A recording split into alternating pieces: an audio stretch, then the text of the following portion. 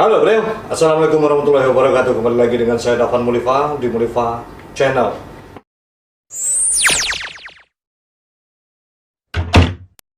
Hari ini saya akan berbicara tentang PRRI. Apa itu PRRI?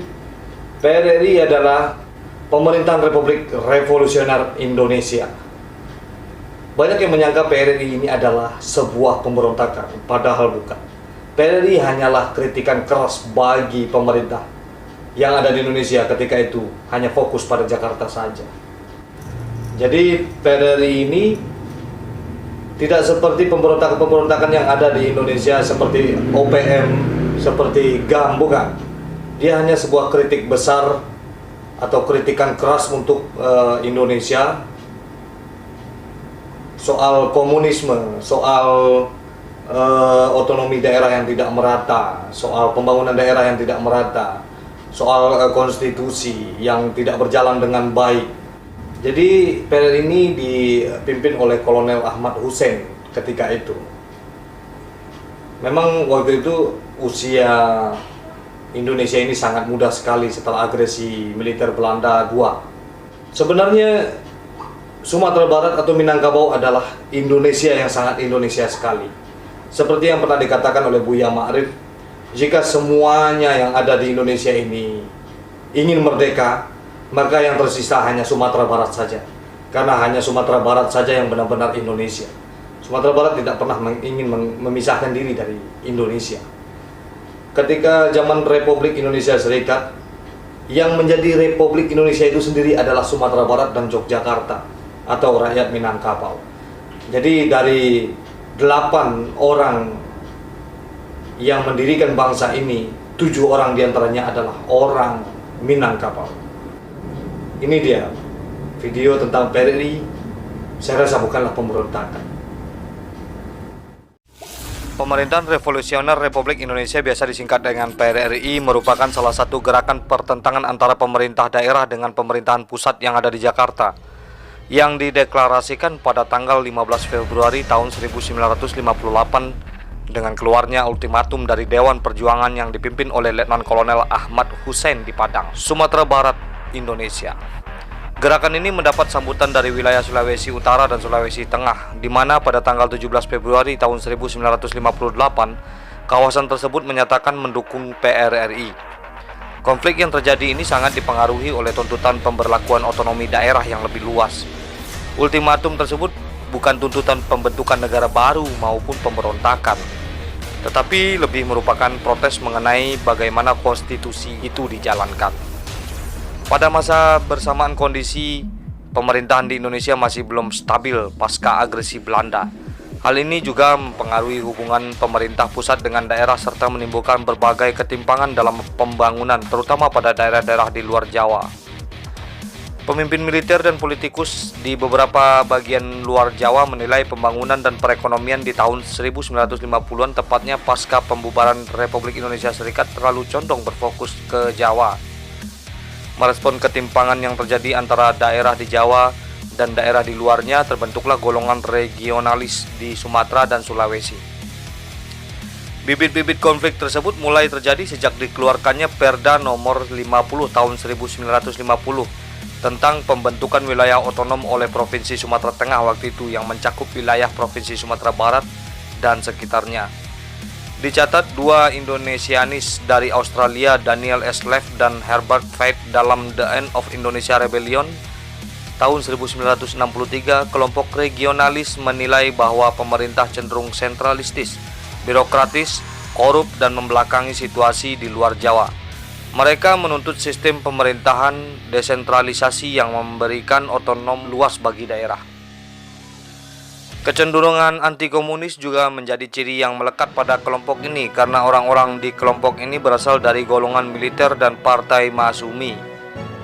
Keberhasilan PKI di pemilu tahun 1955 dan semakin dekatnya golongan komunis dengan kekuasaan membuat mereka khawatir. Ini yang nanti menjadi tali penghubung antara kelompok regionalis dengan Amerika Serikat yang sedang berupaya membendung komunisme. Bahkan Barbara Harvey dalam Permesta Pemberontakan Setengah Hati tahun 1984 berani berkesimpulan bahwa PRRI bersama teman-teman senasibnya, 2 kelompok serupa tapi tak sama ini, dibentuk demi membendung komunisme di Indonesia. Bagaimanapun, pertentangan ini dianggap sebagai sebuah pemberontakan oleh pemerintah pusat yang menganggap ultimatum itu merupakan proklamasi pemerintahan tandingan dan kemudian ditumpas dengan pengerahan kekuatan militer terbesar yang pernah tercatat dalam sejarah militer Indonesia. Semua tokoh PRRI adalah para pejuang kemerdekaan, pendiri dan pembela NKRI. Sebagaimana ditegaskan Ahmad Hussein dalam rapat penguasa militer di Istana Negara April tahun 1957, landasan perjuangan daerah tetap Republik Proklamasi dan berkewajiban untuk menyelamatkan negara kesatuan Republik Indonesia tercinta. Sebelum kabinet PRRI dibentuk, PRRI yang telah membentuk Dewan Perjuangan sebenarnya sempat mengeluarkan pernyataan berupa Piagam Jakarta pada tahun 1958 pada tanggal 10 Februari, di mana pernyataan tersebut berisikan beberapa tuntutan yang ditujukan kepada Presiden Soekarno kala itu. Beberapa tuntutan tersebut diantaranya adalah mendesak Kabinet Juanda untuk mengundurkan diri dan juga mengembalikan mandatnya kepada Presiden Soekarno, mendesak pejabat presiden yaitu Mr. Sartono untuk membentuk suatu kabinet GRES di mana bebas dari pengaruh PKI dan bernama Zaken Kabinet Nasional, mendesak Kabinet Zaken untuk diberikan mandat secara sepenuhnya untuk bekerja hingga pemilihan umum yang akan dilaksanakan, mendesak Presiden Soekarno juga untuk membatasi kekuasaannya dan juga mematuhi konstitusi yang diberlakukan. Apabila tuntutan tersebut tidak dipenuhi, maka dalam waktu 5 kali 24 jam Dewan Perjuangan akan mengambil kebijakan sendiri.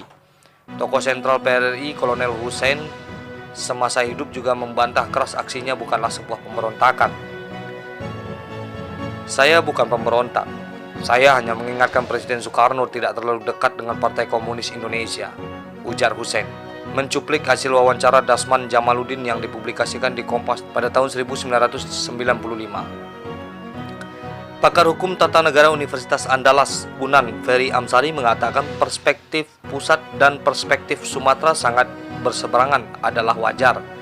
Pusat mengklaim itu pemberontakan, sementara Sumatera dengan pendekatan pernyataan beberapa pelaku menyebut itu bentuk kritik kepada Republik karena nyata-nyatanya ada dominasi pusat dalam segala hal.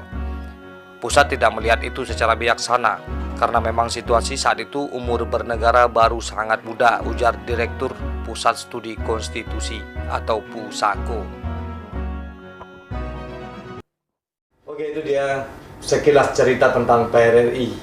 Sebelum PRRI itu bergerak, sudah ada namanya Dewan Perjuangan, atau istilahnya sudah diberikan kritikan-kritikan oleh pejuang-pejuang sebelumnya untuk mengembalikan cara pemerintahan seperti yang ada di Undang-Undang Dasar 1945. Sekian lama PRRI itu sudah berlalu, dapat kita rasakan pada hari ini ketika Indonesia sudah mempunyai otonomi daerah sendiri, ketika PKI sudah dibubarkan, ketika konstitusi kembali kepada Undang-Undang Dasar 1945. Hari ini adalah hari di mana kita merasakan apa yang dikeluhkan oleh pejuang-pejuang PRRI ketika itu. Seperti biasanya, majulah Minangkabau, majulah Indonesia. Selalu di Mulifa Channel.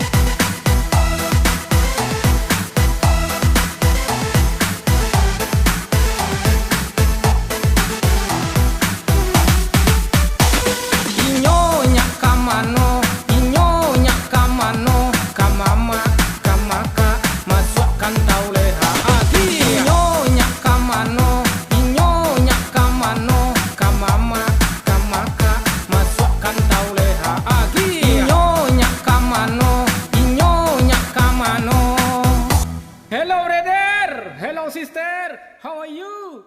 I'm fine.